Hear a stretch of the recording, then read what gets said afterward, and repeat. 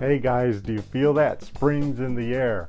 And I know we all want to get outside, but this is such a great time to open up your house and get it nice and fresh after a long winter. So this time on Captain Housekeeper, we're going to talk about spring cleaning. Now I split these videos into 3 parts. The first part will be about general spring cleaning, stuff that probably applies to most of the rooms of the house.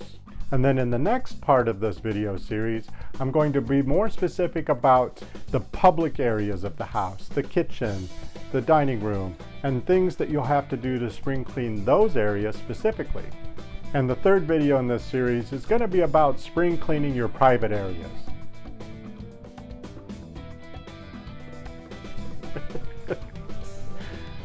Private areas being places like the bedroom or the bathroom or the laundry room, places you wouldn't expect if you were entertaining people to just wander into. So if you're ready, let's get started. Now the first thing you're going to need is a good household cleaning supplies toolkit.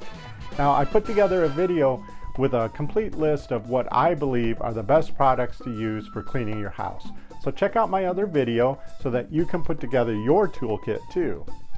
So what is spring cleaning? Well, essentially the weather is a little bit warmer, winter's probably almost over. So we're going to open up all the windows and we're going to clean in all those areas that maybe we didn't get to over the winter as we maintained the house. Okay, Captain, now don't feel any pressure.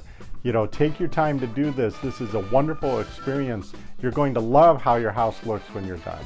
It usually takes me about a month to blow through this entire list, so I do something every day, and by the time I'm finished, the house is fantastic and I can get outside and enjoy the nice spring weather. Okay, the first thing we're going to do is open all the windows and let the house breathe.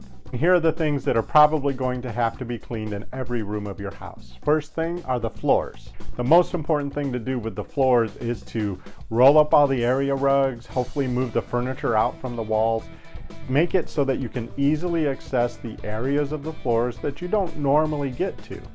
Now with my floors, I like to use an antibacterial cleaning solution, or you can use ammonia diluted with water, whatever works best for you. But I like to get in there and really give it a good cleaning.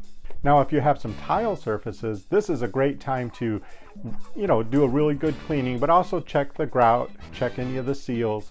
You might need to clean up the mildew that's built up, like underneath a place you weren't really looking all the time. If your rooms are carpeted, you're going to want to get a steam cleaner or have them professionally cleaned.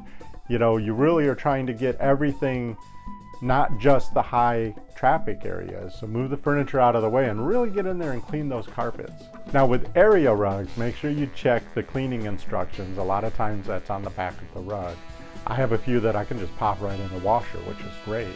But some of them you can only spot clean. So you need to really check the back of the rug and see if there's some cleaning instructions so that you can freshen them up without ruining them. Now upholstered furniture, you need to take the cushions off and vacuum underneath. Remember, you get to keep anything you find of value. Finders keepers. And then a lot of upholstered furniture, you just want to spot clean it if there's little areas that need cleaning. Or if you're lucky and your cushion covers are machine washable, you can unzip those and pop them in the washer and the dryer. Now, as you may have noticed, we're really just kind of getting in there and taking everything apart, moving things and getting underneath, getting in the crevices, cleaning deeper than we normally do on a weekly basis. Now, when it comes to dusting, you want to get up and get the tops of the ceiling fans, you want to get the tops of the cabinets, the tops of the door jambs, those areas you don't normally reach during the week. And don't forget the books and the bookshelves. A lot of times those get ignored, so make sure you dust everything off really well. I use a vacuum with the hose attachment so that I can really get in there and get the tops of the books clean. And finally, for general spring cleaning, you're going to want to do all the walls.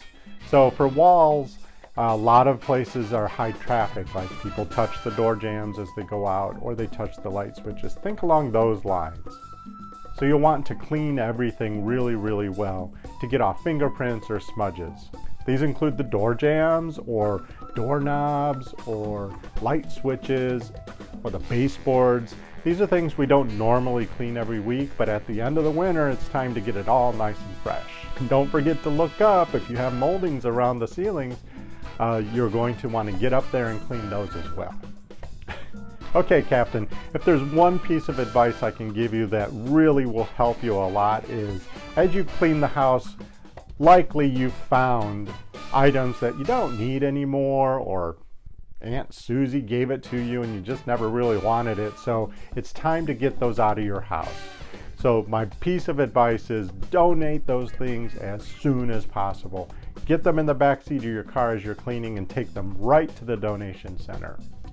Don't let the things that you were supposed to donate also become a problem by building up in the laundry room. Get them out of the house as quickly as possible.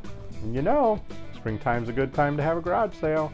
So get stuff out of your house and just get it moving. Let other people enjoy it if you're not enjoying it anymore. You got this, dude. You can do it. Be sure to tune into my other videos on spring cleaning, where we'll talk about more specifically the public and private areas of your house. All right, thanks for watching. Please leave questions and comments down below. Let me know if there's anything you really specifically make sure you clean every year that maybe I didn't mention, so that all the other captains can know too. Hit the subscribe button, and after you do, make sure you ring that little notification bell so that when I put out a new video, you'll be the first to see it. And also be sure to like and share this video. I really appreciate all of you sharing these videos with your friends and family. All right, it's time to get cleaning. See you later.